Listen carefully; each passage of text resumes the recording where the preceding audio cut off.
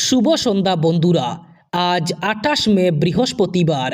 আজকের সন্ধ্যার বরাক তথা সমগ্র আসামের গুরুত্বপূর্ণ খবরগুলি হল: আজ ঈদের দিন সকালে কাছাড়ের চন্দ্রনাথপুরে এক ভয়ঙ্কর ঘটনা।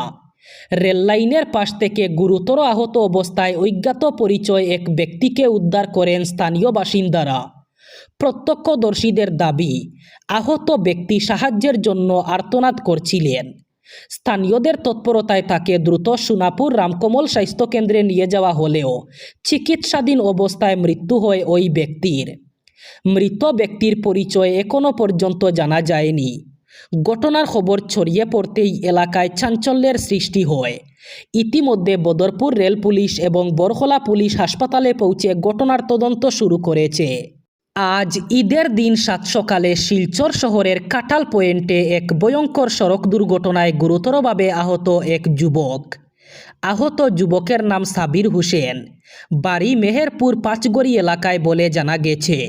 স্থানীয় সূত্রে জানা যায়, আজ ঈদের দিন সাবির হোসেন মেডিকেল কলেজের দিক থেকে দ্রুত গতিতে একটি কেটিএম ডিউক মোটরসাইকেল চালিয়ে আসছিলেন। এই সময় কাটাল পয়েন্টে মসজিদের পাশে দাঁড়িয়ে থাকা একটি ট্রাকের সঙ্গে মোটরসাইকেলটির সজোরে ধাক্কা হয়। সংঘর্ষের ফলে যুবকটি ছিটকে পড়ে মাথায় গুরুতর আঘাত পায়। দুর্ঘটনার পর স্থানীয় বাসিন্দারা দ্রুত তাকে উদ্ধার করে মেডিকেল কলেজে পাঠিয়ে দেন। বর্তমানে তার অবস্থা আশঙ্কাজনক বলে জানা গেছে। কুরআনের নিয়ম মানবেন মুসলমানরা।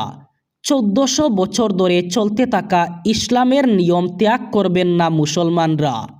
ইউসিসি থেকে বাদ দেওয়া হোক মুসলমানদের। এমনভাবেই বিধানসভায় গর্জে উঠলেন মুসলিম বিধায়ক। তিনি জানান, মুসলমানদের নিজস্ব শরীয়তের আইন আছে। ইউসিসি থেকে বাদ দেওয়া হোক মুসলমানদের। ইউসিসি যদি বানিয়ে থাকুন তাহলে মুসলমানদের বাদ দিন। মুসলমানরা কুরআনের নিয়ম পালন করবেন। ইউসিসি মুসলমানদের ধর্মীয় নিয়ম খর্ব করবে। পার্সোনেল ল ১৪০০ বছর আগে থেকেই চলে আসছে। মহিলাদের নিজের অধিকার দেওয়া হচ্ছে। প্রত্যেকটা জাতির জন্য নিজের বিবাহের নিয়ম আছে। এমনভাবেই বিধানসভায় গর্জে উঠলেন এআইইউডিএফের বিধায়ক। এআইইউডিএফ বিধায়ক মজিবুর রহমান এমন মন্তব্য করেন। তিনি বলেন, রাজ্যে যদি ইউসিসি বলবৎ করা হয় তাহলে মুসলমানদের এর থেকে বাদ দেওয়া হোক। অসমে জনগণনার প্রথম পর্যায়ের সময়সূচি ঘোষণা করা হয়েছে। এই কাজে মোতায়েন হবে ৮৩,০০০-এর বেশি কর্মী। রাজ্য জুড়ে জনগণনা আগামী ১৭ আগস্ট থেকে ১৫ সেপ্টেম্বর পর্যন্ত চলবে। তার আগে ২ আগস্ট থেকে ১৬ আগস্ট পর্যন্ত নাগরিকরা অনলাইন পোর্টালের মাধ্যমে স্ব-অন্তর্ভুক্তির কাজ করতে পারবেন। জনগণনা কর্মসূচির প্রস্তুতি নিয়ে মুখ্য সচিব রবি কোটার নেতৃত্বে আয়োজিত এক উচ্চ পর্যায়ের বৈঠকে প্রাথমিক পর্যায়ের কাজ, প্রশিক্ষণ, ডিজিটাল পরিকাঠামো, তদারকি এবং জনসচেতনতা সংক্রান্ত প্রস্তুতি খতিয়ে দেখা হয়। সরকারি সূত্রে জানা গেছে, দ্বিতীয় পর্যায়ের জনগণনা ২০২৭ সালের ফেব্রুয়ারিতে দেশের বাকি অংশের সঙ্গে একযোগে অনুষ্ঠিত হবে। বকরি ঈদের ঠিক আগেই দেশ জুড়ে গোহত্যা সম্পূর্ণ নিষিদ্ধ করার আবেদন জানিয়ে মামলা দায়ের হয়েছিল সুপ্রিম কোর্টে। গতকাল সেই সংক্রান্ত মামলায় জরুরি শুনানির আর্জি জানান আইনজীবী। তবে সেই আর্জিতে সাড়া দিল না শীর্ষ আদালত। এদিন জরুরি শুনানির আর্জি খারিজ করার সময় প্রধান বিচারপতি সূর্যকান্ত এবং বিচারপতি জয়মাল্য বাগচির ডিভিশন বেঞ্চ তাৎপর্যপূর্ণ মন্তব্য করে। জানা যাচ্ছে, সুপ্রিম কোর্টে এই সংক্রান্ত জনস্বার্থ মামলা দায়ের করেছিলেন অখিল ভারত হিন্দু মহাসভার প্রাক্তন সহসভাপতি সতীশ কুমার আগরওয়াল।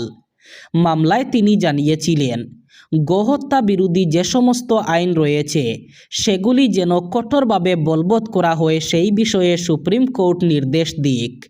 শুধু তাই নয়, এর পাশাপাশি কসাইখানাগুলি নিয়েও আবেদন জানানো হয়েছে।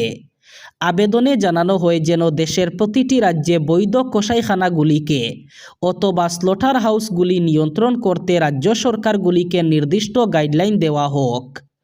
সংগঠনের পক্ষ থেকে এদিন মামলার জরুরি ভিত্তিতে শুনানির আবেদনও জানান আইনজীবী বরুণ কুমার সিনহা। তার ভিত্তিতে বেঞ্চ মন্তব্য করে উৎসবের ঠিক আগের দিনই আপনার কি এই কথা মনে পড়ল? এতে কোনো জরুরি পরিস্থিতি নেই। আমেরিকার সঙ্গে যুদ্ধের জেরে দেশে ইন্টারনেট পরিষেবা বন্ধ করেছিল ইরান। ব্ল্যাকআউটের রেকর্ড গড়ে প্রায় 3 মাস পর অবশেষে দেশটিতে চালু করা হয়েছে ইন্টারনেট পরিষেবা।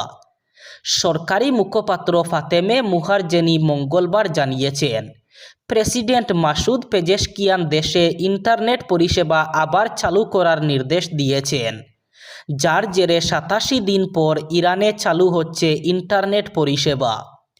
সংবাদমাধ্যমকে ইরানের মুখপাত্র ফাতেমে বলেন, ইন্টারনেট নিষেধাজ্ঞা পর্যালোচনার জন্য গঠন করা বিশেষ সাইবার স্পেস টাস্ক ফোর্স গঠন করা হয়। সেখানেই ইন্টারনেট চালু করার সুপারিশ পেশ হয়। এরপর প্রেসিডেন্ট সংশ্লিষ্ট মন্ত্রককে প্রয়োজনীয় নির্দেশ দিয়েছেন। তিনি বলেন, আমরা আশা রাখি আগামী দিনে আমরা দেশবাসীর মৌলিক অধিকার পুনরুদ্ধার করতে সক্ষম হব। ইন্টারনেট নিষেধাজ্ঞা সংক্রান্ত যাবতীয় উদ্বেগ নিরসনে সরকার উপযুক্ত পদক্ষেপ করছে।